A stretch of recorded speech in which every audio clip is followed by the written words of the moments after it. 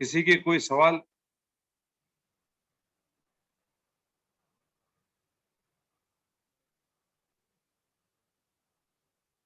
किसी के कोई सवाल नहीं है तो मेरा सवाल है आप सबसे। इसका मतलब आपने पिछली क्लास बहुत आराम अच्छी अच्छी तरह से सुने आपने, तो मैं हाँ, कर लूं कि लोग मेरी बातें समझ में आ रही है। नहीं, एक्चुअली इसके लिए हाँ, हमको खुद को अभी पढ़ना थोड़ा फिर स्ट्रांग होना है। मतलब ठीक है, सुन लिया, लेकिन इतना क्वेश्चन कर सके इतना डीप अंडरस्टैंडिंग भी नहीं हुआ सही में मेरे लिए। यानी तो ऐसे क्वेश्चन इज इम्पोर्टेंट कि एटलीस्ट वी शुड नो कि क्या लेवल ऑफ अंडरस्टैंडिंग हमारा रहा है and what we need to do next. अगर समझ में नहीं आया क्वेश्चन और आंसर भी नहीं आता है तो I think it is left to our own conscious कि हमें क्या करना चाहिए। तो at least in that perspective I believe that we should put a time and मैं पढ़ना फिर मतलब पढ़ना के लिए टाइम देना पड़ेगा। वो time I couldn't give, so I am not that capable of, to be very frank. No problem. Question out of the context नहीं रहेगा, आउट ऑफ द सिलेबस भी नहीं रहेगा। It will be only whatever we देखिए, discuss. मतलब question out of syllabus भी होने दीजिए, आउट ऑफ कॉन्टेक्स्ट भी होने दीजिए, सवाल उठना। देखिए, सवाल उठना भवि की एक लक्षण है। धर्म के प्रति सवाल उठना अपना आप में भवि का एक लक्षण है। दो व्यक्ति को भगवान ने कहा कि दो व्यक्ति को कभी संदेह डाउट्स नहीं आता है, धर्म के प्रति क्वेश्चंस नहीं आते हैं। किसके, कौन से दो व्यक्ति? अभव्य जीव और केवल ज्ञानी। तो केवल केवल ज्ञानी। ज्ञानी को कोई सवाल की जरूरत नहीं होती है, और अभव्य को धर्म के प्रति कोई आस्था नहीं होती है। तो हम अपने आप को इस दोनों कैटेगरी, केवल ज्ञानी तो हम है नहीं, ये हम मान जानते हैं और हो नहीं सकते इन जन्म में। तो हम अपने आप को ये तो प्रूव कर सकते हैं, मैं अभवी भी नहीं हूँ। हाँ, वो तो है, बट टाइम देना चाहिए था पढ़ने के लिए। तो थोड़ा ठीक है, तो मेरा सवाल आप सबसे एक ही है। मैंने कहा कि हर सम्यक्त्वी वो है जो हर कर्म को भोगे, ये अनिवार्य नहीं है। ठीक है, मैं कौन से चार कारण बताए थे जिससे सम्यक्त्वी कर्म भोगे ही भोगे, नहीं भोगे मतलब अपने कर्मों से बच सकता है। तो मैंने चार कारण बताए थे। सवाल ये नहीं था कि चार कारण आपको याद भी हो सकते हैं, लेकिन किसी ने मेरे को ये नहीं पूछा कि चार कारण से मैं क्या क्या क्या कर सकता हूं ताकि मैं कर्म भोगना ना पड़े। इस चार कारण में होता क्या है? तो पहले मैं सवाल ये पूछ सकता हूँ कि चार कारण क्या थे, कोई बता सकता है और उसको एक्सप्लेन भी कर सकता है तो बहुत अच्छी बात है कि भाई मैं कि क्या उस चार कारणों से क्या होता है। गड्ढे में नहीं गिरेगा, ये तो चलो बात समझ में आ गई, क्योंकि चार कारण हो तो गड्ढे में नहीं गिर सकता है, बच सकता है। अगर गिर गया तो निकाचित कर्म है, कर्म वरना ऐसा। भोगने भोगने और न भोगने के लिए द्रव्य क्षेत्र काल भाव, ये चार का होना बहुत जरूरी है। तो अगर हम किसी भी कारण से अगर ये द्रव्य क्षेत्र काल भाव को अगर चेंज कर सकते हैं तो कर्म को भोगने से बच सकते हैं। तो I think this is the four reasons for कर्म भोगने और न भोगने का चार मुख्य कारण।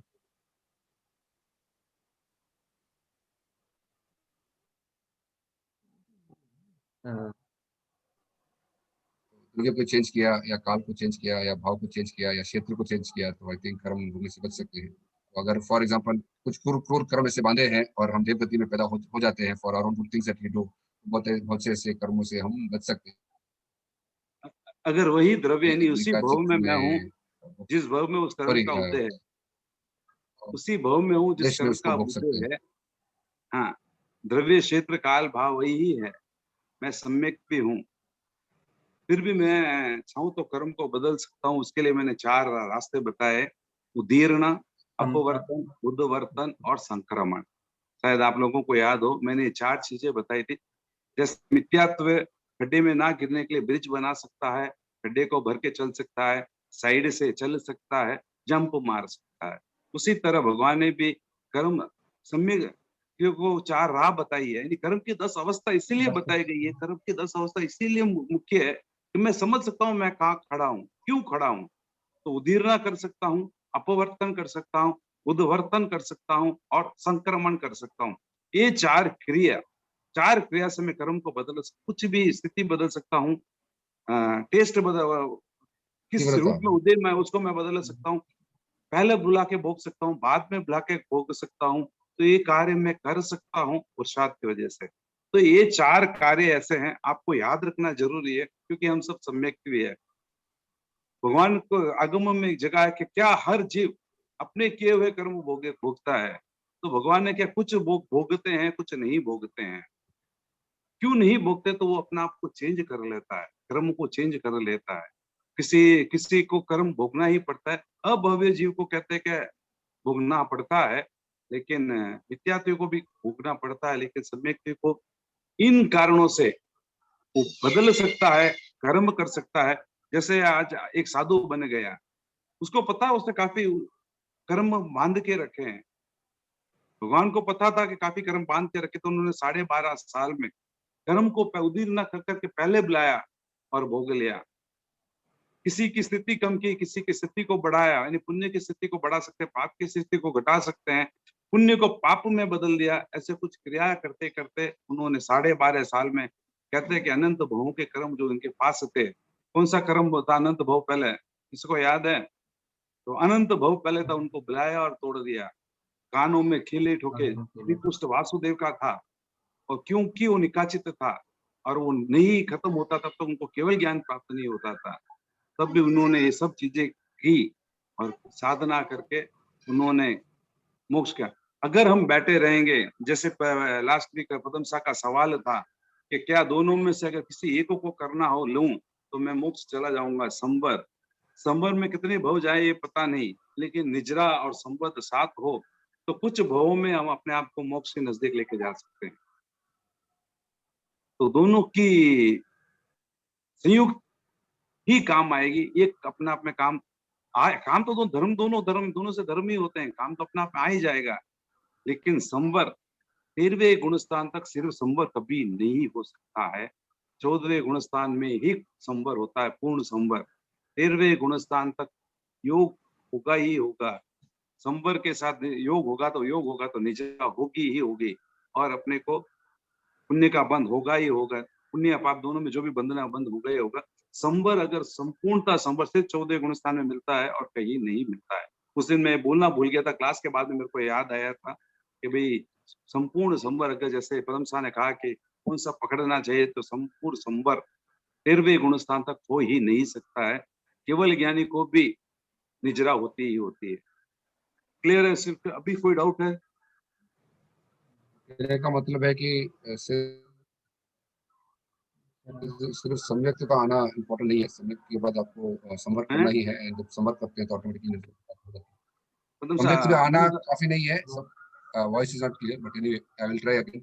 सम्यक तो खाली आना जरूरी नहीं, इम्पोर्टेंट नहीं है, उसके साथ आप आपको 5 गुण स्थान में आपके संवर करके, संवर के साथ जो भी निर्जरा का जो भी आपको सम्यक से तो इम्पोर्टेंट कोई चीज ही नहीं है दुनिया में।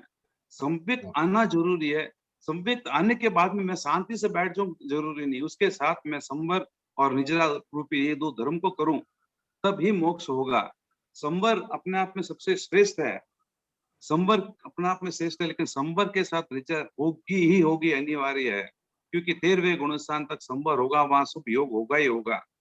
आपने सामायिक ले ली, सामायिक संवर है, लेकिन उसके अंदर जो सामायिक लेने की जो क्रिया है, वो जो शुभ योग है, वो अपने आप में निजरा है।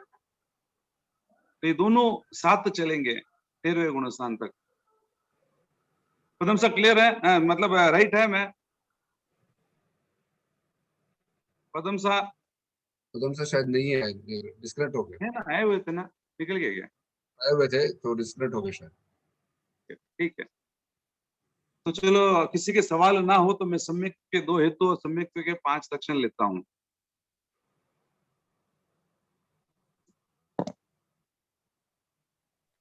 सम्यक के 2 हेतु है, एक है निसर्ग, एक है अधिगम। निसर्ग सहज रूप से प्राप्त होने वाला, अभिगम किसी प्रयत्न से प्राप्त होने वाला सम्यक। सहज रूप से कैसे लिया जा सकता है, तो अगमों में एक एग्जाम्पल आता है। पत्थर होते हैं, वो नदी के बहाव में चलते जाते रहते हैं। कुछ दूरी जाने के बाद में पत्थर थोड़े टूटते एक समय आता है जब पत्थर अपने आप में चिकने हो जाते हैं। काफी नदियों के पत्थर आपने देखे होंगे जो एकदम राउंड और चिकने हो जाते हैं, मतलब राउंड अच्छे शेपफुल हो जाते हैं और एकदम चिकने हो जाते हैं। उसी तरह ये कर्म अनादि अनंत भवों से घूमता घूमता घूमता घूमता कर्मों का हल्कापन आ जाता है। जब कर्मों का हल्कापन आ जाता है तो उसके पास भी सहज औपसमिक सम्यक या सम्यक प्राप्त हो जाती है, क्योंकि औपसमिक सम्यक पहला प्राप्त होती है, उसके बाद में स्वयंसमिक हो सकती है। यानी कर्मों के हल्केपन से, बिना किसी रीजन, सिर्फ कर्मों के हल्केपन से उसको सम्यक प्राप्त हो जाती है। उसको कहते हैं निसर्ग।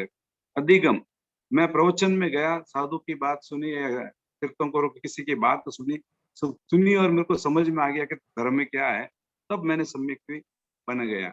ये सम्यक दो प्रकार के हो सकते हैं, वो है अभिगम सम्यक, निसर्ग सम्यक। तो ये दो प्रकार के सम्यक अपने को प्राप्त हो सकते हैं। इसमें कुछ किसी को पूछना है? जैसे भवी अभावी जीव ऐसे हैं, जैसे इसमें कोई कैटेगरी नहीं है कि किसी को कैसे हुआ, कैसे उसका लक्षण वगैरह सब ऐसा कुछ है नहीं। देखिए सम्यक के ये जनरल बातें हैं कि सम्यक की पहला लक्षण पहले प्राप्ति होने का कर्म ग्रंथकार कहते हैं कि मोह कर्म के दर्शन मोह 70 कोड़ा कोड़ी सागर का जो मिथ्यात्व मोह का जो उत्कृष्ट अवस्था है, उसमें एक कोड़ा कोड़ी सागर छोड़ के 69 कोड़ा कोड़ी सागर खत्म हो चुका है। एक कोड़ा कोड़ी सागर के अंदर आ गया अभी वो, अपने आत्मा में बंधे हुए कर्म की जो स्थिति है, मोह कर्म की स्थिति है, एक कोड़ा कोड़ी सागर के अंदर आ गई। अन्य कर्मों 8 कर्मों की भी 7 कर्मों की भी स्थिति, अन्य 6-7 कर्मों की स्थिति भी उसके अंदर हो, यानी कोड़ा कोड़ी सागरोपम के अंदर हो। आयुष्य कर्म तो हरदम अंदर ही रहता है, उसके अलावा बाकी 6 कर्म की उसके अंदर आ जाए, तब उसको मौका मिलता है सम्यक बनने का, एक संभावना बनती है। बनने अनिवार्य नहीं, ये संभावना होती है। उस समय सहज उसमें सरलता आ गई या पुण्य का उदय हो गया, तो वो सम्यक बन जाएगा, उसको कहते हैं निसर्ग सम्यक। उसी समय अगर किसी साधु साध्या किसी चीज का उसको सहयोग मिल गया, तब भी वो सम्यक बन सकता है। देखिए आप चौथे गुणस्थान और पांचवें गुणस्थान में डिफरेंस देखिए। चौथे गुणस्थान में आने के लिए एक कोड़ा कोड़ी सागरोपम की स्थिति से कम उसका कर्म होना, वो चौथे गुणस्थान में आ सकता है। लेकिन 1 करोड़ कम स्थिति जब कर्म मोह कर्म की हो, तब भी वो श्रावक और साधु बन सकता है। यानी 70 कोड़ा कोड़ी सागर में से 69 और कोड़ा और करोड़ भी आपने काट लिया, आप श्रावक बन गए, तो सोच ले कितनी बड़ी घाटी आपने पार रखी है। ये कोड़ा कोड़ी सागरोपम के बाद में 1 करोड़ सागरोपम के बीच में भी आप श्रावक बन सकते हैं, साधु बन सकते हैं, ये बन सकते हैं। लेकिन इसके लिए किसी की प्रेरणा अनिवार्य होती है। लेकिन ये कोड़ा कोड़ी सागरोपम के बाद में अगर ये कोड़ा कोड़ी सागर में आप आ गए, 1 करोड़ सागर के अंदर आ गए, तभी ये बोलते हैं स्वयं बुद्ध साधु वगैरह। क्या होता है, उन्होंने किसी को सुना नहीं है, किसी साधुओं का उसने सुना नहीं, वो केवल ज्ञानी हो गए, क्योंकि वो 1 करोड़ के अंदर आ चुके थे। और 1 करोड़ स्थिति वाले मोह कर्म को तोड़ने के लिए कुछ क्षणों के, कुछ महीनों के चलता भावी अपने आप में बस हो जाता है। तब वो जब 1 करोड़ के अंदर ये सब भवी जीवों के ऑटोमेटिकली होते हैं, मतलब एज ए नॉर्मल प्रोसेस भवी जीवों के, जब वो 1 करोड़ सागर के अंदर आते हैं तो ऑटोमेटिकली ये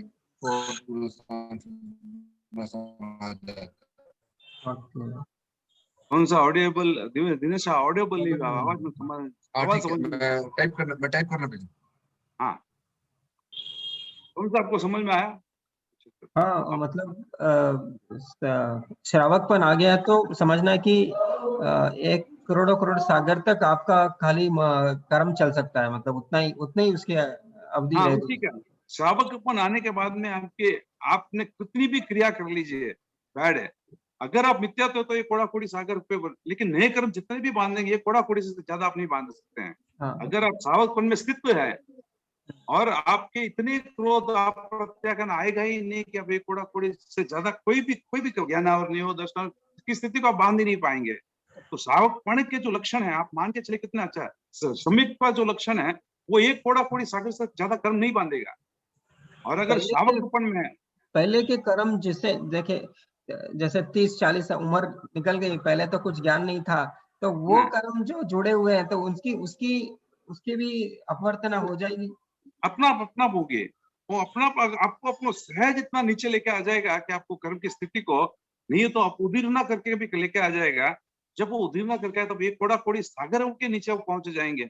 और श्रावकपण साधुपण आ गया तो आप समझिए कि 1 करोड़ स्थिति, 1 करोड़ स्थिति मतलब 1 करोड़ साल तक का जो कर्म था, आप भुगते हैं इतना।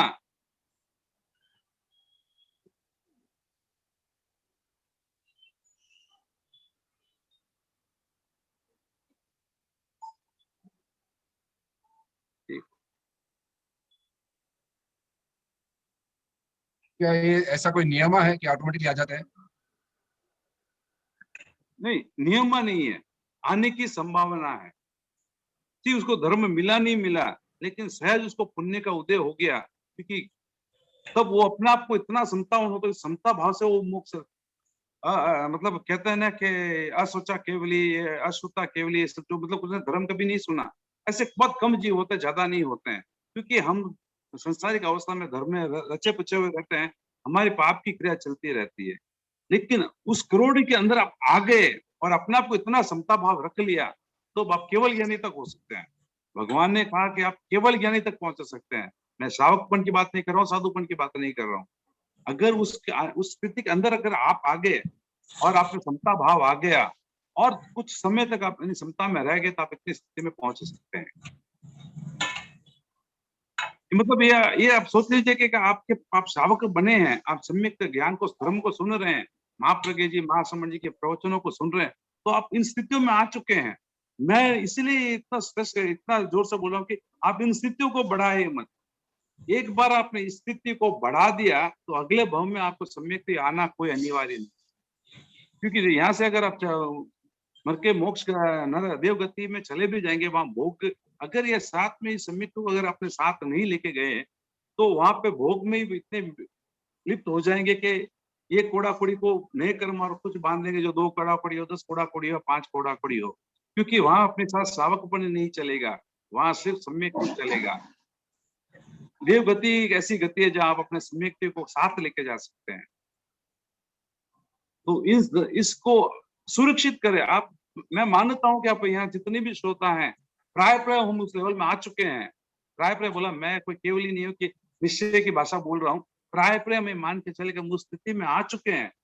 उसकी स्थिति ना बढ़ाए, जैसे एक बहन ने कहा था कि भाई मैं क्रोध करके उसको मैं रिपीटेशन करूं। ये रिपीटेशन क्या करता है कि निकाचित कर्म मैंने वापस अपने को पीछे धकेल देता है। तो ये रिपीटेशन ना करे। गुस्सा आना स्वाभाविक है, गुस्सा आने के बाद में प्रतिक्रिया ना करे, कोई अच्छी बात है। सबसे बड़ी बात, प्रतिक्रिया भी आ जाए तो कम से कम उस गुस्से तक ही सीमित रहे, दूसरे नए गुस्से को ऐड, पुराने हिस्ट्री को ऐड ना करे।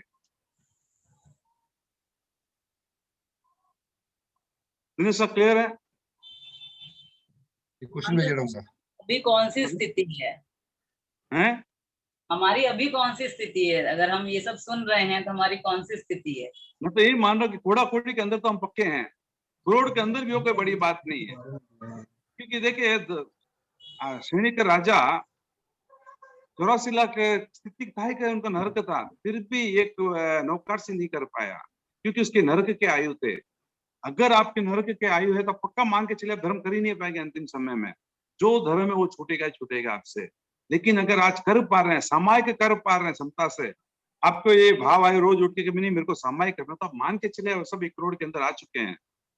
उसकी स्थिति ना बढ़ाए कि जो सहज आ जाए कि मैं मन में कि मेरे को सामायिक करनी है, और हम क्या कर लेते हैं, नहीं रहा छोड़ रहा टीम अच्छा प्रोग्राम है, बैठ के कर लूं, आज सुन लो काला कर लो समय। जो एक कल पे टालता है, ये सब करोड़ के ऊपर वाले लोग हो सकते हैं, लेकिन जो आ जाए मन में और कर ले, तो आप अपने आप को इस समय के सोच सकते हैं कि हो सकता है कि मैं सब इन करोड़ स्थिति के अंदर आ सकता हूँ और मैं 2-4 भावों के बाद में मोक्ष चला जाऊंगा।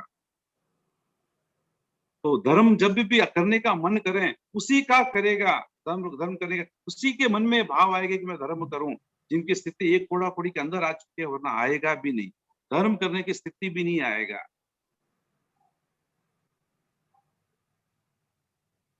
Thank you uncle.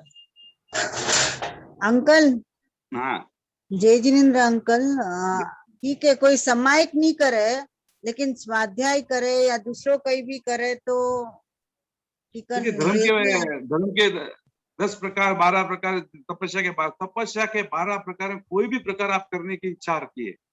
मैं ये नहीं बोल रहा हूँ, मतलब जब मन में आ जाए बैठ के कर लीजिए। मैं अपनी ही बात करता हूँ, मैं क्यों दूसरे की बात करता हूँ कि आज से 5-7 साल पहले अगर कोई मेरे को सामायिक करने के लिए बोले तो मेरे को बहुत मुश्किल जाता था, अरे कौन करना, मेरे मन में आता भी नहीं था।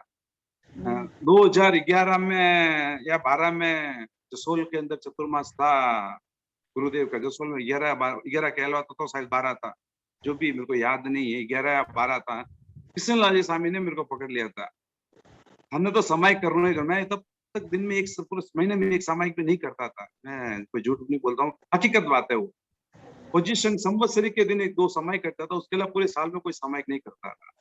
तब उन्होंने मेरे को पकड़ लिया, तेरे को सामायिक करना ही पड़ेगा, रोज का एक सामायिक करनी है। मतलब बाबूजी पॉसिबल ही नहीं है, मेरे को इंटरेस्ट नहीं है। मैं तो बहुत क्लियर कट बोलने वाला था कि मेरे को इंटरेस्ट ही नहीं है बाबूजी, मैं बैठ नहीं सकता हूँ। तो बहुत मुश्किल से 30 से लेके मैं 1 से चालू करके 8 सामायिक उन्होंने मेरे को नियम दिलाया कि 8 सामायिक तेरे को करना ही पड़ेगा। अगले 5 साल से वो 8 सामायिक भी मैं मजबूरी से करता था कि क्योंकि मैंने त्याग ले लिया। मैं हकीकत तो बोल रहा हूँ, मैं कोई झूठ नहीं बोल रहा हूँ। लेकिन पता नहीं 2016 में मेरे को कुछ 15-16 में मेरे को 3 ऑपरेशंस हुए और पता नहीं मेरे को उस समय से लग रहा है कि मेरे को सामायिक करनी चाहिए और मैं 8 सामायिक रेगुलरली बहुत इंटरेस्ट से करता था। क्योंकि मेरी एक आदत है, मैं जो भी काम करता हूँ इंटरेस्ट हो तो करता हूँ वरना नहीं करता हूँ। तो वो 8 सामायिक इंटरेस्ट होने पिछले साल उस पिछले साल यानी 2020 तो चलो लॉकडाउन था। 19 में मेरे मन में भाव आया, महीने की 15 सामायिक सहज चालू किया।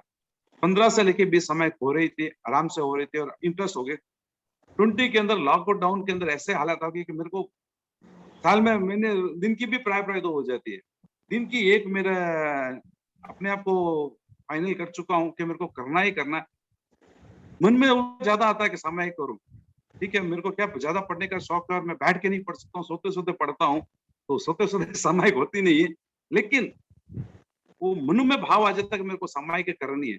लेकिन जब भी यही बोलता हूँ कि जो भाव आ रहे हैं अपने आप में बहुत अच्छे हैं और जब भाव आए तो जरूर कीजिए। वापस मैं ये सॉरी इसलिए मैं अपनी जीवनी बोल रहा हूँ कि आपको ना भी इच्छा हो तो भी सामायिक कीजिए।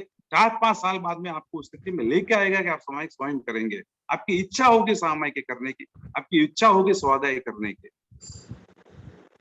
लेकिन अबे किने भी फोर्स कर सका के अंकल कि भाई अबे हमारा 2 लड़का है, एक समय करे, एक नहीं करे, एक इंटरेस्ट कम है, तो मैं मैंने फोर्स करूँ कर थारा अच्छा है कर कने वो कर बैठ तो जावे समय में, लेकिन है ना अट्टे वट्टे देख नो मतलब यू आए समय लेने बैठ जावे बस।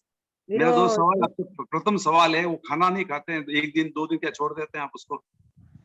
नहीं छोड़ते तो नहीं है। पढ़ाई नहीं करता तो 1-2 दिन स्कूल नहीं पढ़ूं, पेपर फाड़ूं, स्कूल नहीं जाऊं, क्या छोड़ देते हैं आप? नहीं अंकल, वही अभी मैं गलत तो नहीं हूँ ना उसको फोर्स करके। नहीं देखिए, प्रैक्टिस में डालने का माँ का काम है संस्कार देना। अगर अच्छा। आचार्य तुलसी को वदना जी अगर ये नियम नहीं डालते कि जब तक तू मरासा दर्शन नहीं कर उठे तेरे को नाश्ता पानी नहीं दिया जाएगा, तो शायद आचार्य तुलसी आज इस लेवल तक नहीं पहुंचते। ये स्वयं उनकी जीवनी में कहा है उन्होंने कि मेरे को तो उठते ही माँ का नियम था, क्योंकि गांव में स्थिर वास्तव था, साधु साधु रहते ही रहते थे। जब तक वो नहीं देख के दर्शन करके आए तब तक उनको पानी भी नहीं देती थी माँ। अच्छा राकेश सर राइट है ना? पढ़ो रहे हो तो आपने भी, राकेश से दिख गए थे इसके लिए। तो क्या आप हमें मान के वंदना जी गलत थे? नहीं, आज उसको वो संस्कार एक इतने महान व्यक्तियों का सृजन किया। ठीक है अंकल, थैंक यू अंकल।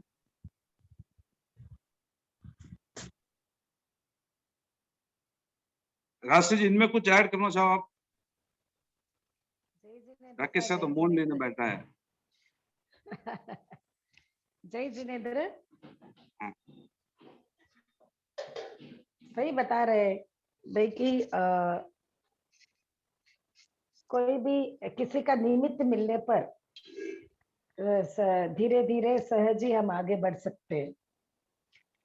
वो किसी को सहज होता है, किसी को निमित्त मिलने पर थोड़ा फोर्सफुली स्टार्ट करना पड़ता है।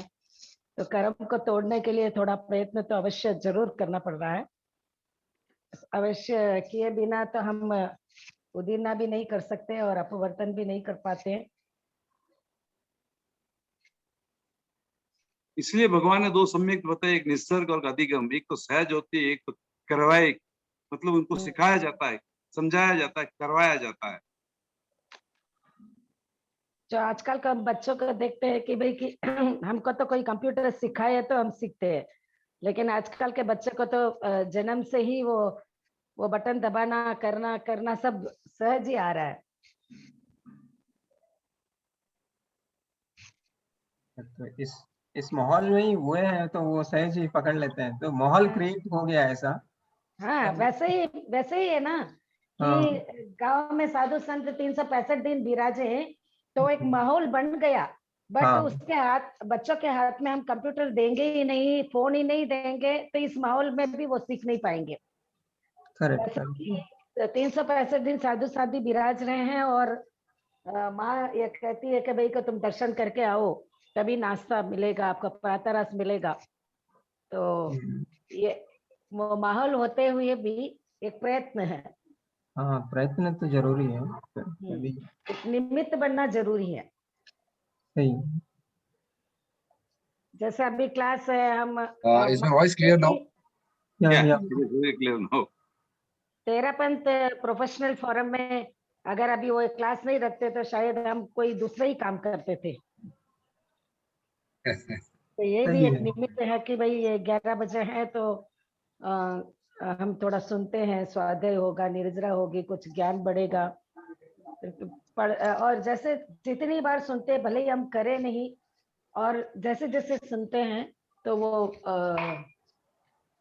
उसका परसेंटेज बढ़ता है। जैसे कहते हैं ना, पुद्गल परमाणु पूरित होते हैं, है ना, इकट्ठे होते हैं। वैसा माहौल का इकट्ठे, जब ज्यादा इकट्ठे होते हैं तो फिर अपने मन में ये भावना भी आती है, जो महेंद्र सर का एक एग्जाम्पल है जो उन्होंने अभी बताया है।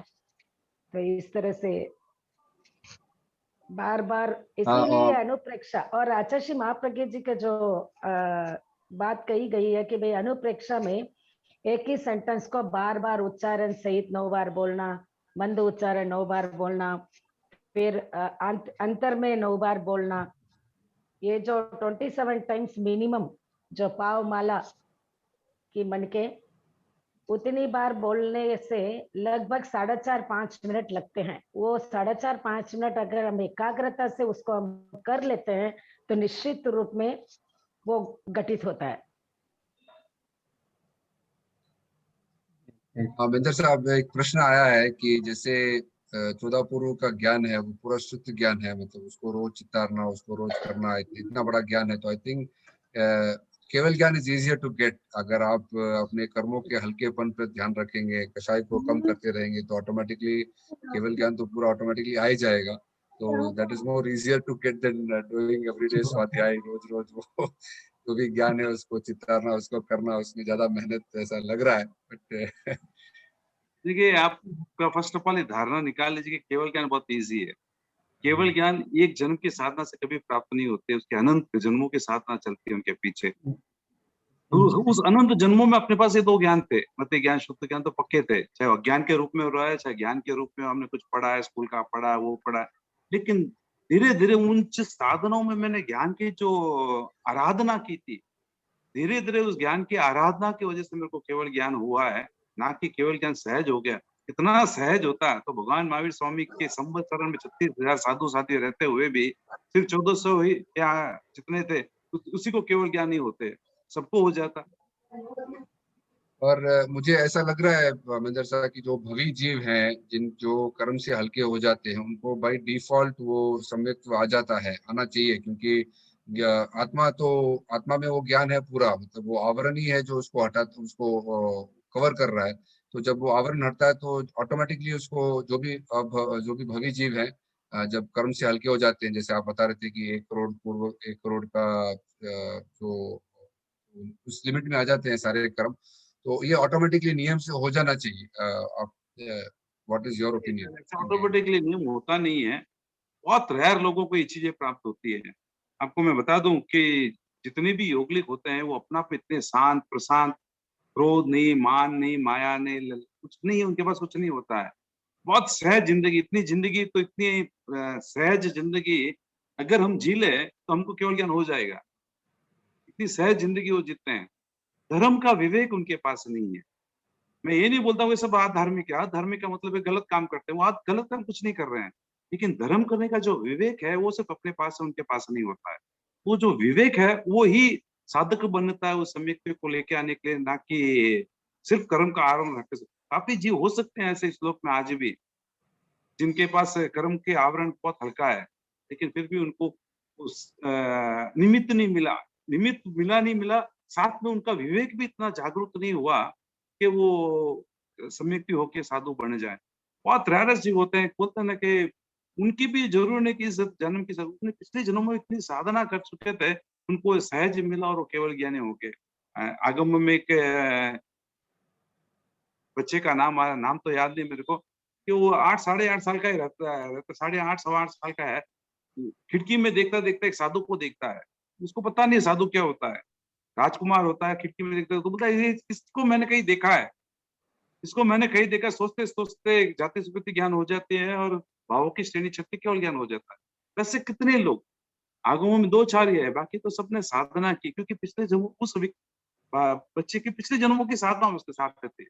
कहते हैं कि भिक्षु स्वामी कितने होशियार थे, मतलब इतने बुद्धि के परिपक्व थे, तो उसकी वजह उनकी पिछले जन्मों में जो भी हम साधना बोलते हैं वो कर्मों का हल्कापन ही होता है, मतलब वो आवरण वो हटाते होता है। चले गए, आवरण हटाते चले गए, मतलब हाँ, हल्कापन होता है। ऐसे मतलब मैं ये बोल रहा हूँ कि हम ये मान के ना चलने के वो ही एक साधन होता है कि कर्मों का हल्कापन हो गया और मेरे को सम्यक ये साधुपन आ गए। कर्मों का हल्कापन तो सबसे बड़ा निमित्त है, लेकिन जो बाहर का उपादान मेरे को उपादान है, लेकिन जब निमित्त मिलता है मैं छलांग मार लेता हूँ। उपादान मेरे पास है, हर भविष्य चीज के पास मोक्ष जाने की योग्यता है, लेकिन उनको निमित्त साधन नहीं मिलते हैं, इसके लिए वो आज तक यही बैठे हैं। जैसे ही उन भवी जीवों को उपादान उनके पास होते हैं और निमित्त मिल गया, वो मोक्ष चले जाएंगे।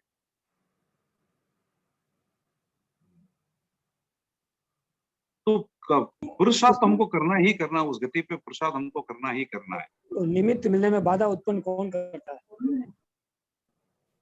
अब मैं सवाल कुछ कदम सा, योगलिक के पास निमित्त कौन है? कोई नहीं है। उपादान उनके पास भी है। छायक सम्यक भी योगलिक हो सकते हैं, छायक सम्यक भी योगलिक हो सकते हैं। यहाँ पे मैंने आयु का बंद कर लिया, उसके बाद में मेरे को छायक सम्यक भी बन गए। आयु का बंद पहले अगर मैं त्रिंच और मनुष्य का बांध दिया और फिर मेरे को छायक सम्यक प्राप्त हुई, तो मैं त्रिंच या योगलिक, त्रिंच या मनुष्य सिर्फ योगलिक ही बनूंगा, कर्म भूमि मनुष्य में कभी नहीं जाऊंगा, क्योंकि उस स्थिति मेरे को प्राप्त नहीं होगी। सहायक सम्यक होते हुए भी उनको निमित्त नहीं मिल रहा है, इसके लिए वो मोक्ष नहीं जा रहे हैं। उपादान कारण उसके अंदर है। विवेक, धर्म का जो विवेक होता है वहां कोई समझाने वाला नहीं मिलता उनको, इसके लिए वो मोक्ष नहीं जाते कि मान के चलते। नहीं तो सही क्षमित उस बम में 3 बम में तो मोक्ष जाएगा ही जाएगा, और उस बम उसको उस गति से मोक्ष नहीं जाया जा सकता है योगलिक से। योगलिक का एक नियम होता है कि उनके धर्म इतनी परिपक्वता नहीं होती कि देवगति वो भी दूसरे देव को ऊपर चले जाए, ऐसी परिपक्वता उनके पास आती ही नहीं है। धर्म की जो क्रियाएं होती है, जो विवेक होता है, उनके पास अवेलेबल नहीं होता है। देखिए हम लोग कहते हैं, अब आप एक सोचिए, योगलिक और एक चक्रवर्ती जो शांतिनाथ, कुंतनाथ, हरिनाथ, दोनों के एक कीजिए। शांतिनाथ चक्रवर्ती था, 64,000 रानियों का राजा था। कोई कहते हैं 32,000, कोई कहते हैं 64,000, कोई कहते हैं 1,28,000, चलो 32,000 रानियों का वो राजा था। भोग प्रधान था कि साधा राजा था, भोग थे कि उनके भी दुनिया भर के बच्चे थे, तो भोग के बिना बच्चे तो होंगे नहीं। कहते हैं कि जो भी चक्रवर्ती होता है वो अपने वैक्रिक शरीर के साथ एक साथ 8 पटरानियों के साथ भोग करता है। योगलिक कुछ नहीं करता है। कहते हैं कि कोई कोई योगलिक तो ऐसा होता है कि जीवन में एक बार ही भोग की साधना करता है, बाकी तो पूरी जिंदगी शांत रहता है। चक्रवर्ती होता है तो क्रोध मान माया लोभ भी हो सकती है उनके पास। इन सब होते हुए भी वो मोक्ष तीर्थंकर बने और मोक्ष चले गए। तो शांतिनाथ को छोड़ो, बाकी भरत चक्रवर्ती की बात कीजिए, वो कुछ नहीं थे, ये सब होते हुए भी वो मोक्ष चले गए। अपने भाइयों से युद्ध किया, सब किया। चक्रवर्ती जब तीर्थंकर जब चक्रवर्ती बनता है तो युद्ध नहीं होता है, लेकिन भरत चक्रवर्ती होते हुए भी उन्होंने युद्ध किया, भाइयों के साथ युद्ध किया, सबों के साथ युद्ध किया और जीता है, फिर भी वो मोक्ष चले गए। योगलिक क्रोध मान माया कुछ नहीं, भोग सीमित, ना कोई परिग्रह ना कुछ, फिर भी वो मोक्ष नहीं जा रहे। दोनों में फर्क इतना है कि उनके पास विवेक था, उनके पास विवेक नहीं था, धर्म का विवेक नहीं था। तो ये निमित्त कारण जो होते हैं, वो निमित्त अपने कोई उपादान मेरे अंदर तो है ही है, लेकिन वो जो मेरे को निमित्त की जो अपेक्षा है वो वहां पे अवेलेबल नहीं है। हमारे पास अवेलेबल है, इसके लिए हमारे पास मौका है, हम मोक्ष जा सकते हैं। तो निमित्त अनिवार्य हो जाता है उन लोगों के लिए। तो योगलिक कषाय बिल्कुल नहीं होता, अंतिम समय में छोड़ दीजिए वरना नहीं होता है। तो कषाय मुक्त जीवन जीते हो, कषाय मुक्त जीवन जीते हो। तो बताया गया ना भाई, कषाय मुक्त होने से मतलब मुक्ति निश्चित, ऐसा बताया गया। कषाय देखिए, मुक्त कषाय- जीवन नहीं, उपसम भाव में रहता है कषाय।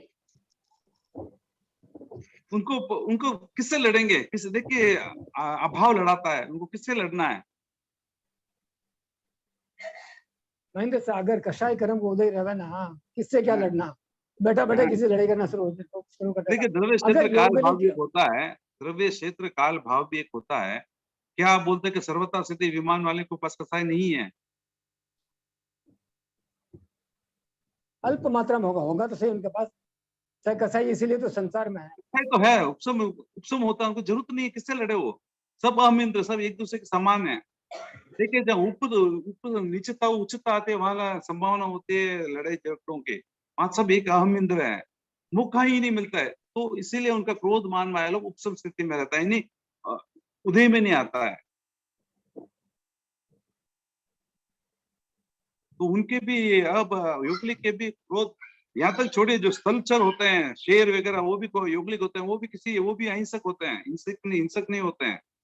वो भी मर के देवलोक में जाते हैं, नरक में नहीं जाते हैं। तो फिर महेंद्र से योगलिक जीव मरकर मनुष्य को गति में आ सकते हैं, या वो देवलोक में जाकर बाद में मनुष्य गति में आते हैं? सिर्फ मनुष्य, सिर्फ देवलोक के अलावा कहीं नहीं जा सकते हैं। उनकी एक अगर ही कोई गति है, जीव- देवलोक।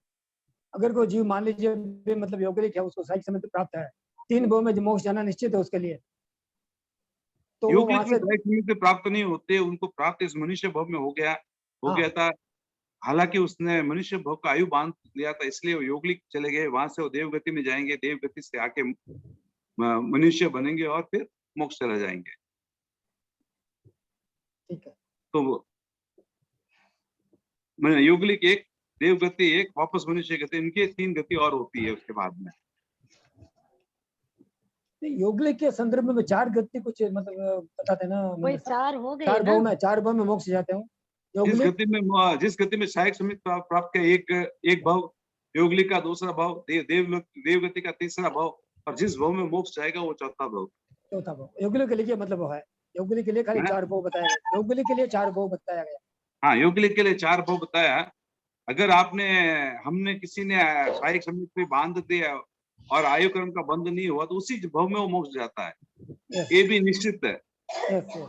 सहायक समित आने के बाद में वो मोक्ष जाएगा, अगर उसने आयु का बंध नहीं किया था।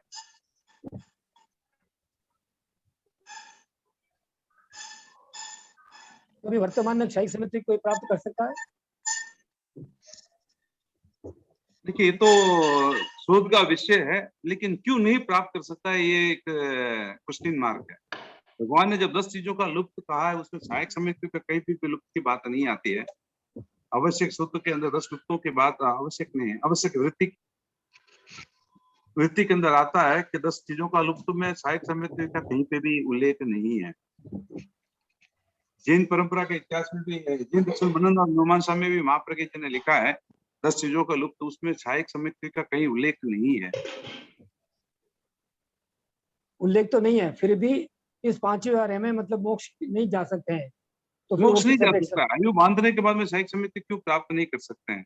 आचार्य भिक्षु ने विश्वे जी पटो को कहा कि लगता है सहायक समिति का धनी है। हाँ, तीन श्रावकों के लिए कहा था उन्होंने। तो अभी हम ओपनली नहीं कहते कि सहायक समिति हो सकता है, नहीं हो सकता है, क्योंकि शोध का विषय है अभी। जैसे आचार्य महाप्रज्ञ जी का जीवन देखते हैं ना, वैसे जीव क्यों नहीं मतलब शाही समिति हो सकते हैं? जो बताते हैं भाई मेरे जीवन में कभी गुस्सा किया, उनको याद ही नहीं आ रहा है, उनका क्रोध मतलब कषाय इतना उपशांत था, वो वैसे जीव क्यों नहीं शाही समिति को प्राप्त कर सकते हैं? सहायक समिति ना भी प्राप्त करो, सहायक समिति के एकदम नजदीक हो सकते हैं कि 2 कदम और रखे और सहायक समिति हो जाए। नहीं, उनको मतलब शाही समिति प्राप्त होने में बाधा क्या चीज की थी, अगर आप विश्लेषण करें तो? देखिए, दर्शन मोह, चारित्र मोह के 3 भेद में से किसी एक का भी कुछ कर्म अगर बाकी रह गया और उनकी आयु खत्म हो गई होगी, मतलब कुछ कर्म तो बांध के आए हुए पिछले भाव में, तो उनको तोड़ते गति कर रहे थे, अपनी गति से चल रहे थे तोड़ते, और कुछ अंशों में बच भी गया होगा, तो सहायक समिति होने की संभावना नहीं है। और यहाँ से वो देवगति में चला जाएगा, तो वहां पे वो तोड़ नहीं सकते उस कर्मों को, वापस मनुष्य गति में आके ही तोड़ना पड़ेगा। और ये हो सकता है कि सहायक समिति भी हो, हम कैसे बोले नहीं हो सकता है? हमको ये केवल ज्ञानी था नहीं। हाँ वो तो ठीक है, लेकिन मतलब ऐसा मतलब सुनने में आता है भाई वो तो तीर्थंकर के जीव था, ऐसा था, मतलब वो निश्चय में तो भगवान जाने, केवल ज्ञानी जाने। नहीं लेकिन हो उनका जीवन सकता, जब देखते हैं, हम नहीं निहारते कह हैं, तो सकते मतलब ना, पता लगता है। नहीं हो सकते, हम नहीं कह सकते हैं, हो सकते हैं, क्यों नहीं, हो भी सकते हैं, ठीक मतलब है, अपने पास तो प्रमाण नहीं है कि वो है, ये बात है। ठीक है। होने की तो सब कुछ संभावना है। महाप्रज्ञ जी का जब जीवन देखें, महाप्रभु के जब जीवन पढ़ते हैं, भिक्षु स्वामी का जब जीवन पढ़ते हैं, भारमल जी का जब जीवन पढ़ते हैं, कितने वो विनम्र भाव है गुरु के प्रति, क्यों नहीं हो सकता, हो सकते हैं। अंकल क्या उनको खुद को पता होता है कि वो शायक संयुक्ति है? देखिए, शायक संयुक्त का एक लक्षण मैं आपको बताता हूँ। भगवान कृष्ण के बारे में, मतलब वसुदेव कृष्ण के बारे में बोलते थे वो शायक संयुक्त का जीव है। लक्षण देख लीजिए, आप समझ जाएंगे कि सम्यक कैसा है, सहायक सम्यक जीव कैसा होता है। किसी ने उसकी फोटो देखी होगी, युद्ध में वो रथ पे चला रहे हैं, अर्जुन तीर लेके खड़ा है, तो किसी ने उस फोटो को ध्यान से देखा है। सहायक सम्यक का लक्षण या सम्यक का लक्षण उसके उस फोटो में बताया गया है। बता सकते हो क्या था?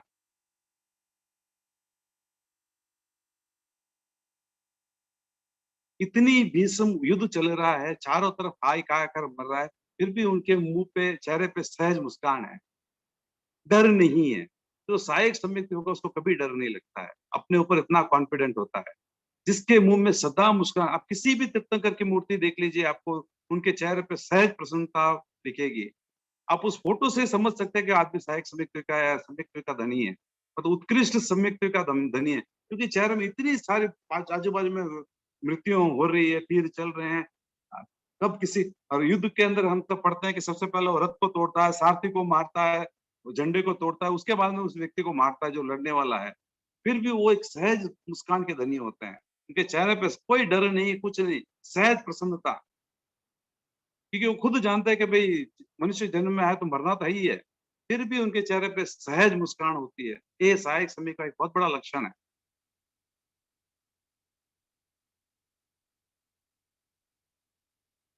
तो महाप्रभु जी का अपन देखते थे, सहज मुस्कान रहते थे उनके चेहरों पे। सहायक सम्यक ना भी हो तो उनका जो सम्यक बहुत उत्कृष्ट स्थिति का था, ये मैं मानने में कोई गलती नहीं है। जब आचार्य भिक्षु को कहा गया कि आपका चेहरा देखने वाला नरक जाएगा, तब भी उनके मुंह पे सहज प्रसन्नता थी, और उसी प्रसन्नता से उसको सवाल पूछ लिया कि तेरा मुंह देखने वाला कहाँ जाएगा? बोले स्वर्ग जाएगा। बोले थारो थू जाने, मैंने तो स्वर्ग मोक्ष मिल गया। इन्हीं की सहज प्रसन्नता देखिए, तो ये मानने में कहीं दुविधा नहीं है कि वो बहुत बड़े सम्यक थे, के धनी थे। सहायक तो भी हो सकते हैं, ऐसे कोई इशू वो नहीं है।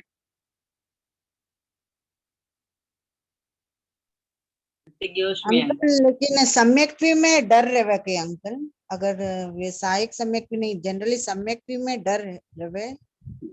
देखिए रे तो सके सा, लेकिन डर सम्यक लक्षण को नहीं, अभय सम्यक लक्षण है। जो डर होता है वो मिथ्यात्व का लक्षण है। डर किससे प्राप्त होता है? मोह कर्म से। मोह कर्म की एक उत्तर प्रकृति है नौ कसाय में, भय। उस भय का जब उदय होता है तब डर लगता है, और भय मोह कर्म से, और सम्यक्ति का बाधक कोई तत्व है तो मोह कर्म है।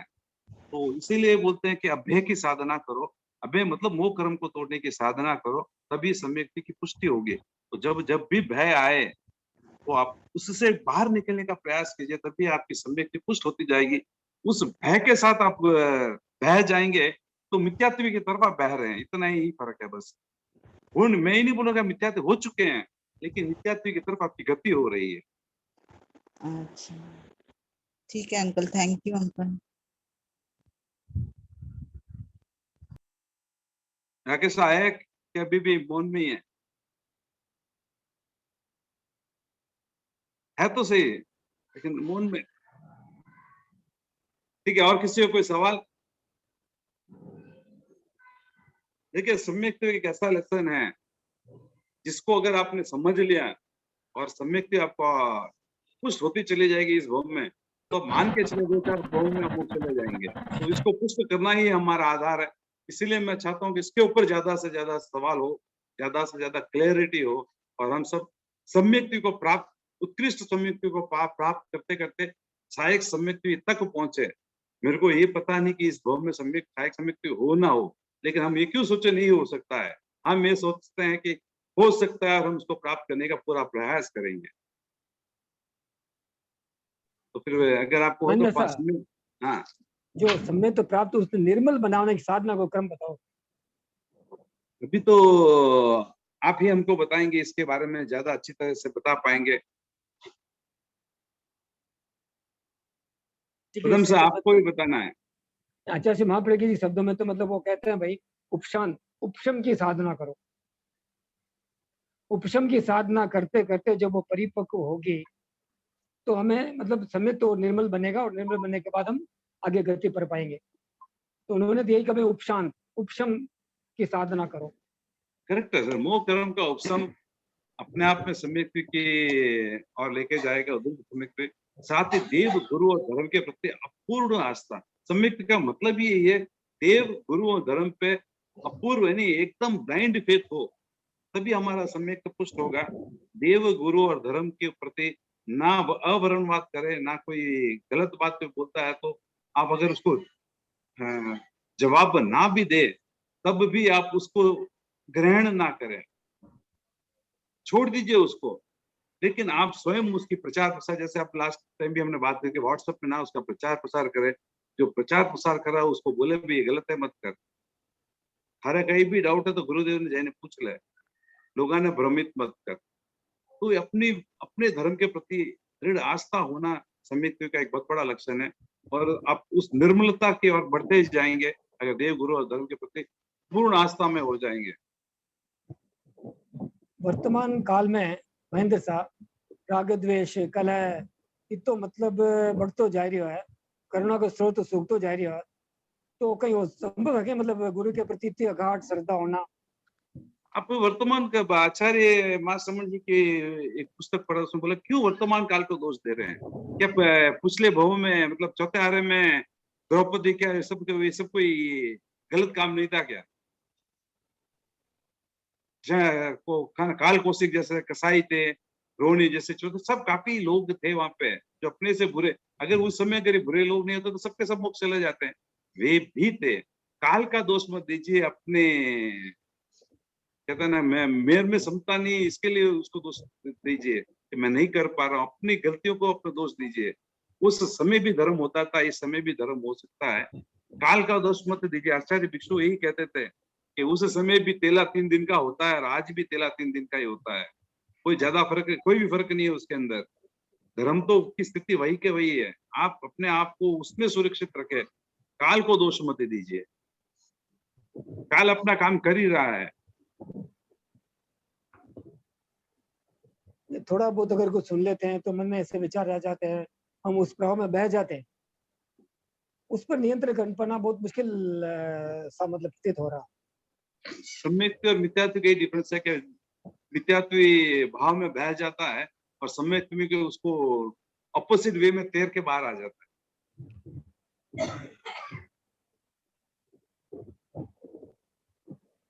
हमको अपने सम्यक्ति पुष्ट करना है, ना कि उसके भाव में बहकर अपने समय मिथ्यात्व को पुष्ट करना है। बिल्कुल ठीक है।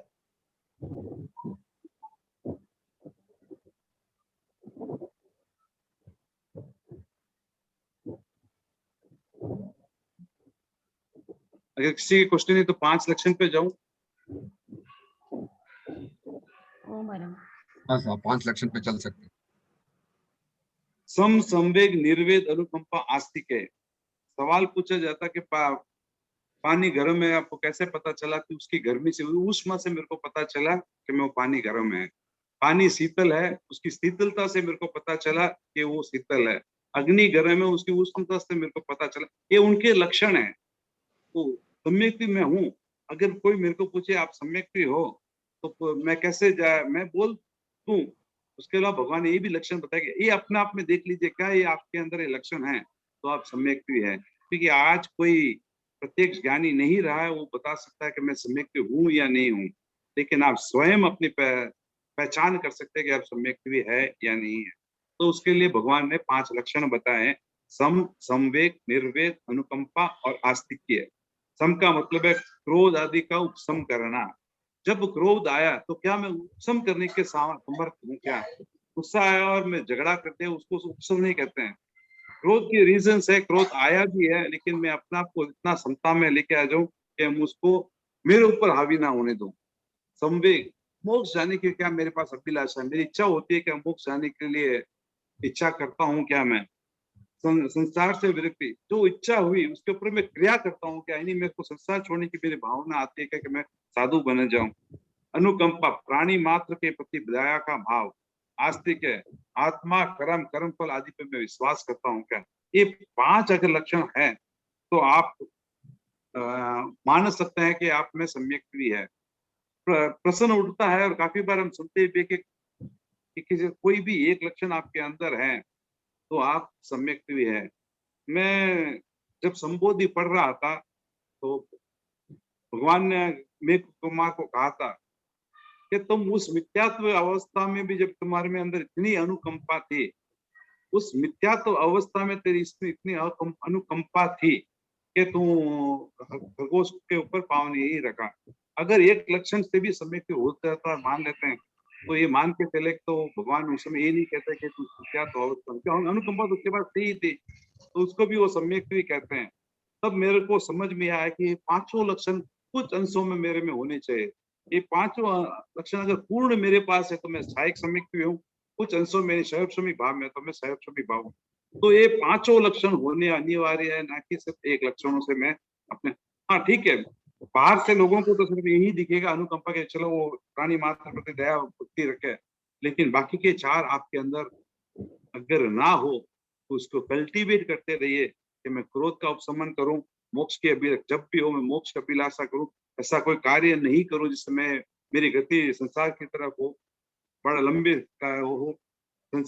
जब भी मौका मिले तो ये 3 मनोरथ का कब मैं अनशन पूर्वक अपना देह त्याग, जो भी 3 मनोरथ की बात करता रहूं कि संसार में विरक्ति के भाव है, उस दिनों बाद हर प्राणी की अपनी देख के चलूं, खाना इससे खाऊं, मतलब अपने प्राणी मात्र के प्रति किसी की जीव की हिंसा ना हो जाए, और आत्मा कर्म पे विश्वास, दृढ़ विश्वास रखते हुए ऐसा कोई कार्य ना करूं जिससे आने वाले बहुत मेरे बिगड़े, ये सब में मैं विश्वास करूं। जैसे आचार्य तुलसी ने कहा था एक श्लोक का, शांत है आवेग सारे, शांति मन में व्याप्त है, मुक्त होने की हृदय में प्रेरणा पर्याप्त है, वृत्ति में वैराग्य, अंतर्भाव में करुण विमल, अटल आस्था, ये सभी सम्यक के लक्षण सबल। यानी ये 5 मेरे अंदर बढ़ते रहे।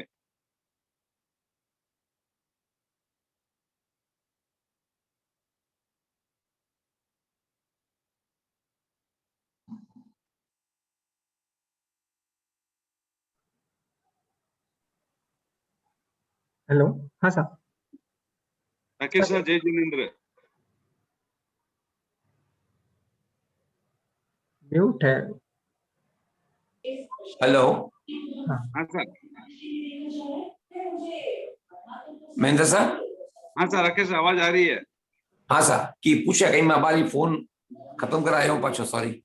हाँ ठीक आप है। जब समय के लिए बोल रहे थे कि आप कैसे 2016 और फिर 19 में आपके मन में आने लग गई, वो लास्ट सुना मैं, इतने फिर एक फोन कॉल आ गया तो मैं चला गया था वापस बाहर।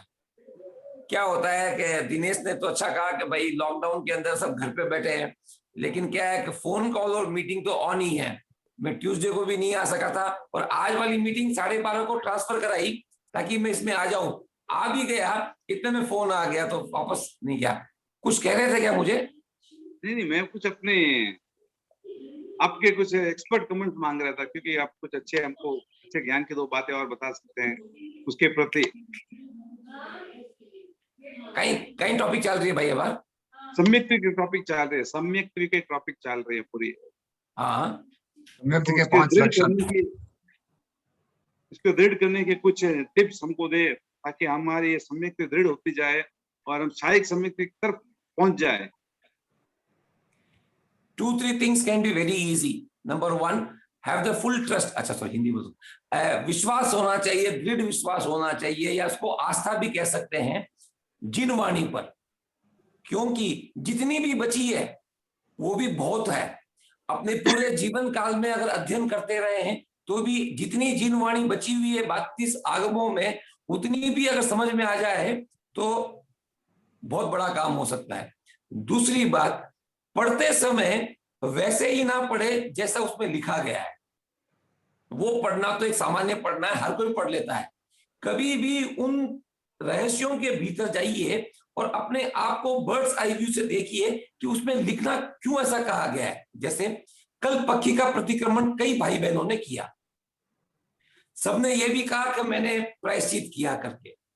उसमें एक बहुत बड़ा सूत्र है प्रायश्चित के बाद में, वो है तस उत्तरी करने नन ठामी काउ सगम। ये जो कायोत्सर्ग करना का था कि कल 12 लोगस की पाठ जितने समय का अगर मैं उत्कृष्ट कायोत्सर्ग कर लूं तो कई भवों को मैं उसी समय तोड़ सकता हूं। अब बात आगे क्या आनी चाहिए, सब जगह लिखा है प्रायश्चित सूत्र है, आवश्यक सूत्र है, सही बात है।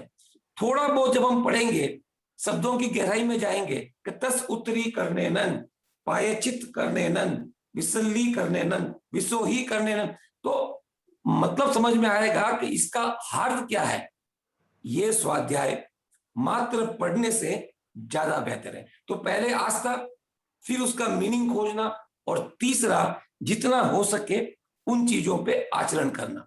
ये 3 चीजें अगर हम कर लेते हैं तो जितनी समृद्धि आई है और पुष्ट होगी, और हम टुवर्ड्स इन्फिनाइट समत्व, मतलब क्या बोलते हैं उसको, क्षायिक समत्व, जो कभी बाद में छूटे नहीं, कभी टूटे नहीं, उस तक पहुंच सकते हैं। ये मेरा मानना है जो मैंने आपके साथ शेयर किया। Thank you sir. Welcome sir. वैसे क्वेश्चन क्या था? नहीं, इसी पे चल रहे क्वेश्चन तो उस समय अभी तो हम चल रहे हैं सम्यक्त्व के 5 लक्षण, सम, संवेग, निर्वेद, अनुकंपा, आस्तिक है। अभी कंप्लीट किया था, वही लोगों से क्वेश्चन से फीडबैक के लिए हम रुके थे कि भाई किसी को कोई डाउट हो, किसी को कुछ पूछना हो आगे बढ़ने के लिए। तो सबसे पहला जो सम है वहीं पर रिजुता दिखानी है, विनम्रता दिखानी है, सरलता दिखानी है। जो रिजु बन गया, जो सरल बन गया, आज सुबह महेंद्र साहब ने ग्रुप में लिखा था कि मुझे मोक्ष प्राप्त करने के लिए चिरकाल साधु कर बनूं, ये आवश्यक नहीं है। जो सबसे बड़ा आवश्यक है पहला, कि मैं सम में कैसे रहूं, ना राग में रहूं ना द्वेष में रहूं, सम रहूं दोनों के बीच में। ये बहुत बड़ा लक्षण है। ये इसका हम प्रयोग रोज की जिंदगी में कर सकते हैं। निश्चय में कहना मुश्किल है सम्यक्त्व कितना आया, कितना गहरा है, क्षायिक आया या नहीं आया, लेकिन विनम्र हूं या नहीं हूं, समता भाव है या नहीं है, इसकी ऑडिटिंग हम स्वयं के लिए कर सकते हैं। महेंद्र साहब, आप लोग सम के बारे में कहीं एक्सपर्ट कमेंट है? तो वही बोलो सर कि जो श्लोक ने आपने बोला है कि काफी जगह है कि साधुपन के कपड़े मैंने इतने अनंत बहु में अगर मैं गिनती करूं तो मेरु पर्वत से भी ज्यादा उसका पहाड़ ढेर हो सकता है। इतने बार मैंने साधु के कपड़े पहने लिए है, फिर भी मेरे को मुक्ति नहीं मिली, क्योंकि मेरे में समता नहीं आई, सामायिक नहीं आई। जब तक सामायिक नहीं आएंगे तब तक मोक्ष नहीं है, समता नहीं है तब तक मोक्ष नहीं है। धर्म को ये बताया कि समता धर्म है, धर्म को उसने परिभाषित किया कि समता धर्म है। अगर आप में समता है, ये वेश परिवर्तन की जरूरत नहीं। भरत ने कोई वेश परिवर्तन नहीं किया, केवल ज्ञानी हो गया था। काफी जीवों के नाम आते हैं जिन्होंने कभी वेश परिवर्तन नहीं किया, जिस अवस्था में थे उसी अवस्था में उनको केवल ज्ञान हो गया और मोक्ष से चले गए। मेरुदेवा माता तो हाथी से नीचे उतरी भी नहीं थी, उसने अपनी पूरी जिंदगी मिथ्यात्व में निकाली थी, सम्यक्त्व भी नहीं थी, वो पूरी जिंदगी मिथ्यात्व निकाली। लेकिन जैसे ही उसमें उत्कृष्ट समता आई, कहते हैं कि कुछ क्षणों में वो सीधे शिव गति में जाके बैठ गए। वो समता ही मुख्य रीजन है मोक्ष लेके जाने के लिए, ना कि भाई कपड़े या आडंबर। उसमें आप कुछ भी रह जाए, लेकिन उससे अनाज तक अगर आप हो तो मोक्ष को ज्यादा। राकेश अंकल, ये थोड़ा एक और डिस्कस कर लेते हैं कि एक समता में रहना इज स्लाइटली डिफरेंट देन प्रसन्न रहना, आनंद में रहना या खुश रहना। तो we more discuss in more detail की what is the difference, more और एलाबरेट करते हैं कि समता में कैसे है और प्रसन्न कैसे रह सकते हैं। उस रिलेटेड, प्रसन्नता के रिलेटेड जो बोलते हैं कि आनंद में रहते हैं या खुश रहते हैं, तो how is it different from being in समभाव? दिनेश साहब, ये 3 शब्द जो आपने कहे, एक उर्दू का था और 2 हिंदी के थे। खुश रहना और प्रसन्न रहना, ये हिंदी और उर्दू के ही 2 शब्द हैं। मतलब जहां हिंदी में कहते हैं प्रसन्न रहना, वहां उर्दू में कहते हैं खुश रहना। और जो तीसरा शब्द आपने कहा आनंद में रहना, वो समता का लक्षण है। प्रसन्न होने वाला खिन्न भी होगा, खुश रहने वाला दुखी भी होगा, लेकिन जो आनंद में रहता है उसका कोई विलोम शब्द नहीं है। मैं फिर से आज पूरे इस सभा को एक असाइनमेंट देता हूं, खोज कीजिएगा, सभी शब्दों के विलोम शब्द मिलते हैं, ऑपोजिट एंटोनिम्स मिलते हैं। मुझे कृपया करके आनंद का एंटोनिम बताएं जो सही मायने में आनंद है। खफा होना, दुखी होना, ये सब खुश होने के, सुखी होने के, प्रसन्न होने के विलोम शब्द है। लेकिन आनंद का कोई भी विलोम शब्द नहीं है। आनंद आत्मा का मूल स्वभाव है। अगर मेरे सामने 10 करोड़ का घाटा हो रहा है और मैं विचलित नहीं हुआ, और मेरे पास 20 करोड़ का मुनाफा हो रहा है और मैं प्रसन्न नहीं हुआ, ये बैरोमीटर है कि मैं आनंद में और आत्मा में स्थित हूं। तो जो दिनेश साहब आपने 3 बातें पूछी, प्रसन्न, खुश और आनंद, तो प्रसन्न और खुश तो एक ही बात थी। जो ये रहते हैं वो खुश होने वाला नाखुश भी होगा, और जो प्रसन्न होगा वो खिन्न भी हो सकता है। लेकिन जिस व्यक्ति ने सच्चित के साथ आनंद में सीख गया है, सच्चिदानंद बन गया है, उसके बाद में उसे विचलित नहीं कर सकता। सही मायने में वही संभाव है। So being in Anand is part of Samta. वापस कहिए। Being in Anand is part of Samta. Yes, being in Anand itself says that you are in Atma. और आत्मा कभी भी राग द्वेष नहीं करती, अपने आप समता आ गई। समता लाने से नहीं आती है कि भाई वो हो रहा है, मुझे कष्ट हो रहा है, लेकिन मैं सोच रहा हूं कष्ट ना हो, ऐसे करने से समता नहीं आएगी। समता इज द नैसर्गिक गुण ऑफ आत्मा। Or can we say just not to react itself is being in Samta? No, when we say not to react, people think that अगर मैं चिल्लाया नहीं तो मैं रिएक्ट नहीं किया। ये रिएक्ट मन में भी ना हो, ये रिएक्ट भावों में भी ना हो, उसे समता कहेंगे। जैसे कहते हैं मौन कर लिया सा, उठ के जाओ, ये मौन नहीं है भाई, स्वर यंत्र ऑन है। स्वर यंत्र ऑन नहीं है, पूरे के पूरे मनोभाव ऑन है कि आप उठ के जाओ यहां से। इसके लिए जब आनंदित होंगे वो क्षण ध्यान में आते हैं। और दिनेश साहब, आप तो बहुत सालों से अभ्यासी रहे हैं, जब वो आनंद के क्षण की अनुभूति होती है, तब कहते हैं, रजनीश की किताब में लिखा हुआ है, संभोग में जो आनंद आता है वो क्षणिक है, और वैसा आनंद में ध्यान में बहुत लंबे समय तक पा सकता हूं। ये दोनों आनंद की अनुभूति है। मुझे दिनेश साहब अपन एक बात करते थे ना कि जो सन टू सूरज की रोशनी लेके रहता था, नाम बोल रहा हूं यार, संयोगी उमाशंकर, उसने एक बात बहुत जोरदार बताई कि किसी भी नए जीव की उत्पत्ति करने का दम ना तो किसी नर में है ना किसी मादा में है। वो सोचते हैं कि हम दोनों संभोग करके कोई नया उत्पत्ति कर लेंगे, नहीं होगा।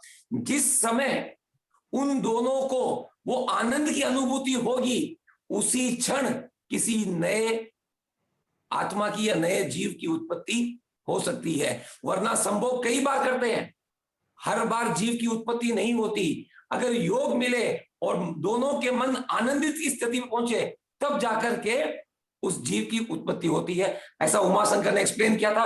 I am just correlating it कि आनंद के वो क्षण कब कब महसूस किए जा सकते हैं। तो आनंद होना अलग बात है, सुखी होना, प्रसन्न होना, रजामन होना, आह्लादित होना, यह अलग बात। तो समता की साधना में आनंद ऑटोमेटिकली आ जाना चाहिए। अगर आप समता की साधना में आनंद प्राप्त होना चाहिए, और आनंद जिसमें है वो अपने आप समभाव में ही रहेगा। तो इसका मतलब है कि जब आप कोई भी अगर पुरुषार्थ करते हैं या निर्जरा का जो भी भेद करते हैं, आप उस आनंद को खोजिए। और अगर कहाँ जहाँ भी उस प्रोसेस में अगर आपको आनंद का महसूस होता है, तब देन दैट इज करेक्ट निर्जरा। आप बोल सकते हैं कि मैं ठीक है सामायिक में बैठा हूँ या मैं कुछ और कर रहा हूँ या तपस्या में हूँ, whatever you can say, but आपको उस आनंद की अनुभूति अवश्य होनी चाहिए, उसको आप खोजिए। दैट इज द पुरुषार्थ। बहुत बढ़िया क्या दिनेश साहब, जो बात अभी भी महेंद्र साहब ने कही थी ना कि अब उन्हें रस आने लगा है सामायिक में, अब उनकी चाहना बढ़ गई है कि मैं सामायिक करूं। जिनको 8 समाई महीने में करने के लिए कंटाल आता था, आज वो दिन की 2 समाई सहजता से कर रहे हैं। पता है क्यों? क्योंकि उन्होंने उसमें जो आनंद का रसपान था वो कर लिया। दैट आनंद is now attracting for him to do again and again, again and again. ये मानव प्रवृत्ति है कि जहां कहीं उन्हें आनंद मिलता है वहां पर वो पुनः पुनः जाने का या वो प्रक्रिया पुनः पुनः करने की वो बहुत कोशिश करते हैं।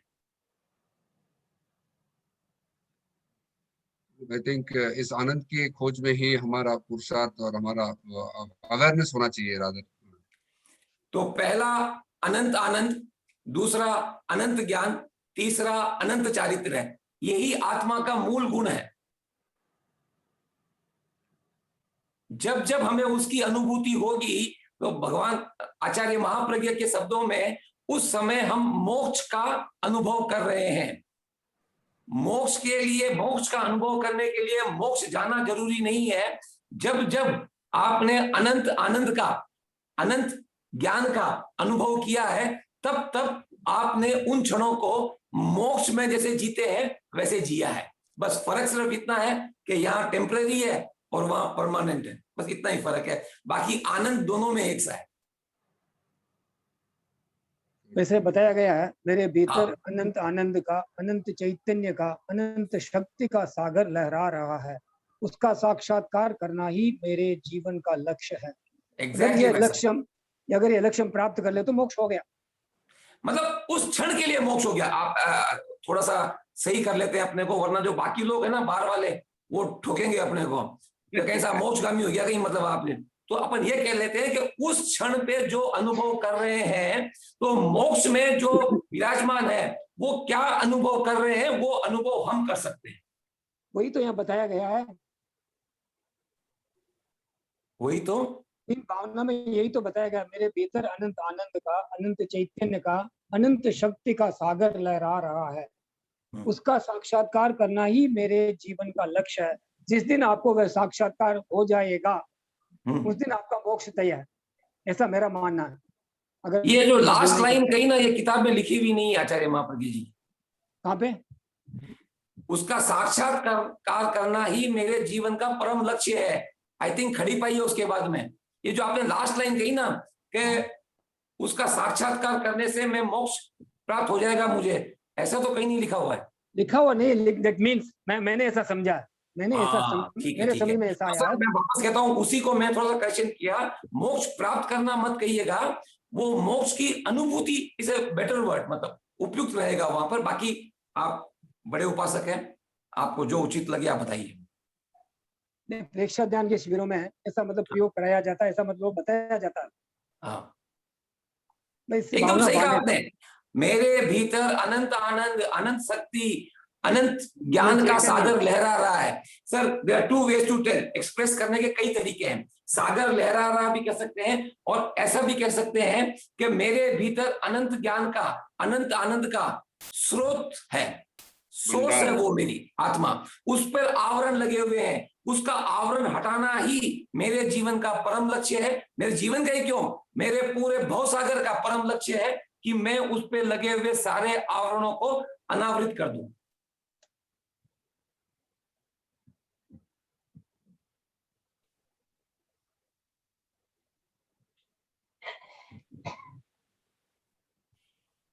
पदम साहब। हाँ साहब। एक और बात ध्यान में आ रहा है कि जो 12 प्रकार के जो निर्जरा जो हम बताते हैं, और उसमें जो आनंद की जो अनुभूति होनी चाहिए, that can be compared to any of the आनंद that you expect from the पुद्गल। फॉर एग्जांपल, जब खाना खाते हैं, जब स्वादिष्ट खाना खाते हैं, तो उसमें जो आनंद महसूस करते हैं, या जो भी एक्सपीरियंसेस है लाइफ में, तो तो वो सारे एक्सपीरियंसेस जो पुद्गल से रिलेटेड हैं, somewhere we have to ensure कि हमारा जो निर्जरा की जो प्रक्रिया है या तपस्या की जो प्रक्रिया है, उसमें समवेयर दैट आनंद का जो अनुभव है, should be greater than these अनुभव्स. This also we can explore.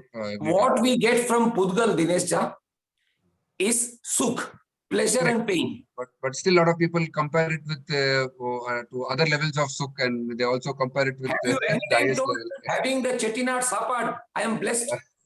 Yeah, I am in bliss. Bless तो है, अगर आपको चेतनार सापाट मिल रहा है तो ब्लेस तो ही है, लेकिन ब्लिस कितना है वो पता नहीं है. ब्लिस की बात कर रहा हूं मैं, क्योंकि मैं ये खाना खा के तृप्त हो गया, मुझे ये खाना खा के मजा आ गया, मुझे ये स्वाद चखकर आनंद आ गया, मतलब ये खुशी मिल गई, प्लेजर मिल गया. लेकिन कभी भी हम ये नहीं कहते कि आनंद, जिस आनंद की हम बात कर रहे हैं, देखो अगर पर्यायवाची शब्द में यूज करना तो आप कहीं भी कुछ भी यूज कर लीजिए, जिस आनंद की अनुभूति की बात हम कर रहे हैं वो आत्मा का गुण है, वो पुद्गल का गुण नहीं है. Correct. That's what I am trying to say कि जब हम ये तपस्या स्वाध्याय करते हैं, somewhere we have to experience that in comparison to what you do with the पुद्गल. आपको ज्यादा आना चाहिए. करेक्ट. और जब वो ये प्लेजर से वो आनंद अच्छा लगेगा, then we will be more attracted toward that bliss. वो लोग उससे मोस्टली एक फियर का भी एक रहता है कि मैं उपवास करूं तो कैसे करूं, मैं वो तपस्या करूं तो कैसे करूं, तो वो एक डर सा भी रहता है. तो I think somewhere you have to tell them कि this experiences will come and just keep exploring. आज सुबह ही महेंद्र साहब से बात हो रही थी, तो उन्होंने कहा था कि हमने गलत समझाया लोगों को, या हमें गलत समझ में आया कि उपवास का अर्थ है मैं आहार नहीं लूंगा. देखो 24 घंटे या 30 घंटे कोई भी आहार नहीं लेता है. पूरे 24 घंटे में कुल मिलाकर के 20 मिनट भी या 50 मिनट भी नहीं खाता होगा. बाकी के समय क्या करता है? तो ना खाना इज नॉट उपवास, लेकिन उप में यानी कि आत्मा में वास करना इस उपवास. जब तक हम उसकी अच्छाई नहीं बताएंगे, खाली क्या नहीं करना है बताएंगे, तो आज तक किसी को रस नहीं आया. लेकिन रस कब आएगा? जब ये बताएं कि जब आप आत्मा के निकट हो, जब आप ये सोच रहे हो कि मैं कौन था, मैं कहां से आया, मैं क्या कर रहा हूं, मुझे कहां जाना है, उस जाने के लिए मुझे क्या करना है. ये अध्ययन आप स्वयं करें या किसी तीर्थंकर वाणी का, आचार्य वाणी का पढ़ करके करें. जब जब ये चिंतन मंथन कर रहे हैं, तब तब स्वाध्याय हो रहा है, और उस स्वाध्याय में जो निखर करके आएगा, उससे जो आनंद प्राप्त होगा, उस समय लोगों को लगना चाहिए कि the entire energy which was going for the metabolism of my food, digest करने के लिए, वो अब मैं थिंकिंग प्रोसेस में ला सकता हूं, और वो थिंकिंग डीप होकर के मैं अपने आत्मा के होने की अनुभूति और उसके आनंद को साक्षात्कार कर पाऊं. Just like every coin has two sides, Samyukt has 5 sides. So उस Samyukt के 5 sides को we had a great detailed explanation and great detailed study today. So I think 12:30 भी हो गया है, and it's a time that we have to wind up the session. एक बात बताना चाहता हूं Dinesh, I will complete Rakesh subtest also. हम वही बात कर रहे थे कि हम लोगों को यही कहते हैं मत करो, उपवास करो, खाना मत खाओ. हम यही नहीं बोले हमको क्या करना है. जब तक अपने को पता नहीं चलेगा क्या करना है, हम सिर्फ खाना नहीं खा के दुकान में जाके बैठ के धंधो कर रहे हैं, वो उपवास नहीं होता है. तो हमको लोगों को इसी चीज से जागरूक करना है कि हमको उस उपवास के अंदर क्या क्या करना है. तब भी उसको बोर नहीं मारेगा, तो खाली खाना नहीं करा, बोर मारे दुकान में बैठ जाए. तो हमको ये भी बताना है उन लोगों को कि क्या क्या करना चाहिए. जब क्या क्या करना चाहिए उसको पता चलेगा, और धीरे धीरे आज हो सकता है कि प्रथम उपवास में आधा घंटा ही समय निकाले, एक बार हो जाएगा, कुछ समय ऐसा आएगा तो कंप्लीट वो उपवास यानी अपने आत्मा के पास रह पाएगा.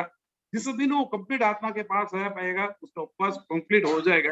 क्योंकि मैं तो आचार्य महाप्रज्ञ जी की भाषा में बोलता हूँ, हम लोग उपवास नहीं लंघन करते हैं. वो क्लियर कट कहते थे कि हम लोग उपवास नहीं लंघन करते हैं. तो हम लंघन ना करके उपवास की तरफ अपनी गति को बढ़ाए. वो धीरे धीरे, जैसे मैं एक सामायिक से लेके 2 सामायिक, मतलब महीने के 8 सामायिक से लेके महीने के 30 सामायिक पहुंचाऊं, तो हो सकता है कि मैं उपवास की स्थिति में 10 मिनट से लेके मैं 2 घंटे में पहुंचू. इतना भी पर्याप्त है, अच्छी बात है. गति आगे बढ़ रही है, पीछे ना है. क्यों? अगर आगे बढ़े तो 2 से 2 घंटा 1 मिनट बढ़ जाएगा, 2 मिनट बढ़ेगा. लेकिन अगर मैं गति को करूंगा ही नहीं तो वहीं के वहीं खड़ा रहूंगा. हाँ दिनेश, प्रथम से कुछ पूछ रहे थे, सॉरी प्रथम से बीच में नहीं, मैं कुछ बोल पूछ दिया नहीं रहा था। था, just winding up the session. तो पहले तो Okay. कृतज्ञता राष्ट्रीय भाई डागा, महेंद्र जी सेठिया, राकेश जी पटेल और पदम जी, आप सब लोग पधारे। We had amazing session today. I think next Sunday को जो नेक्स्ट सेशन रहेगा, it's going to be even more interesting. I will pull out some more topics about how we can do better nirjara. तो yes, thank you. कृतज्ञोस्मि, हम सब आपके आभारी हैं। कृतज्ञोस्मि, कृतज्ञोस्मि, हम सब आपके आभारी हैं। पदम साहब से निवेदन, हम सब आपके आभारी हैं। हाँ सर, कृतज्ञोस्मि, हम सब आपके आभारी हैं। कृतज्ञोस्मि, हम सब आपके आभारी हैं। अपने आप को मंगलमय अनुभव करते हुए गहरी एकाग्रता, गहरी तन्मयता, सिमंदर स्वामी की आज्ञा से, गुरुदेव की आज्ञा से, ओम ह्रीम नमो अरहंताणं, ओम ह्रीम नमो सिद्धाणं, ओम ह्रीम नमो आयरियाणं, ओम ह्रीम नमो उवज्जायाणं, ओम ह्रीम नमो लोये सब्बसाहुणं। वेसो पंच नमुक्कारो सब्ब पावपनासनो, मंगलानंच सब्बे सिंह पडमम हवै मंगलम। श्री चत्तारी मंगलम, अरहंता मंगलम, सिद्धा मंगलम, साहू मंगलम, केवली पन्नतो धम्मो मंगलम। चत्तारी लोगुत्तमा, अरहंता लोगुत्तमा, सिद्धा लोगुत्तमा, साहू लोगुत्तमा, केवली पन्नतो धम्मो लोगुत्तमो। चत्तारी शरणं पवज्जामि, अरहंते शरणं पवज्जामि, सिद्धे शरणं पवज्जामि, साहू शरणं पवज्जामि, केवली पन्नतं धम्मं शरणं पवज्जामि। धम्मो मंगल मुक्तित्तम, अहिंसा संयमो तवो, देवावित्तं नमं सन्ति जस धम्मे सयामणो। चयित्ता भारहं वासं चक्रवर्ती महिर्दियो, सन्ति सन्ति करेलो ये पत्तो गई मनुत्तरम। देव दानव गंधर्व जक्ष रक्षस किन्नरा, बम्बयारिं नमं सन्ति दुःखरञ्जे करन्तिदम्।